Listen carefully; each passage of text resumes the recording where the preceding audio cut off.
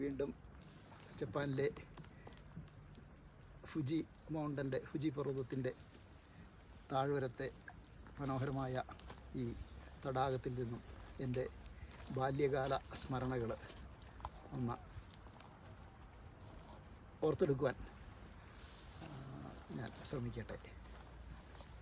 എൻ്റെ ബാല്യകാലം എനിക്ക് ഓർമ്മ വരുന്ന എൻ്റെ ബാല്യകാലത്തിൻ്റെ ആദ്യ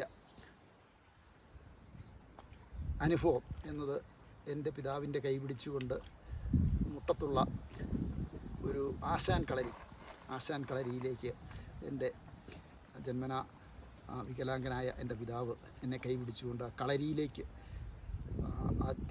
മലയാളത്തിൻ്റെ ആദ്യ അക്ഷരങ്ങൾ പഠിപ്പിക്കുവാനായിട്ട് കൊണ്ടുപോകുന്ന ആ ഓർമ്മകളാണ്.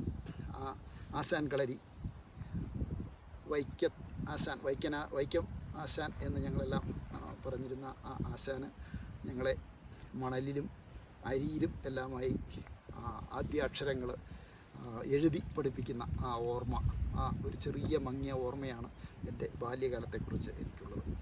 ആ കാലത്ത് ഞാൻ ഓർക്കുന്നു, ആ പഠിച്ചുകൊണ്ടിരിക്കുന്ന ആ കളരിയുടെ സമീപത്ത് ഉണ്ടായിരുന്ന ഒരു റേഷൻ കട. ആ റേഷൻ കടയിൽ നിന്നും ധാന്യങ്ങളുടെയും അതുപോലെ മണ്ണെണ്ണയുടെയും എല്ലാം ഒരു ഗന്ധം, ആ ഗന്ധം, രൂക്ഷഗന്ധം ഇങ്ങനെ ഈ കളരിയിലേക്ക് വന്നുകൊണ്ടിരിക്കുന്ന ആ ഒരു ഓർമ്മ. ആ കളരിയിലിരുന്ന് പഠിക്കുമ്പോൾ ഈ പഴകിയ ചില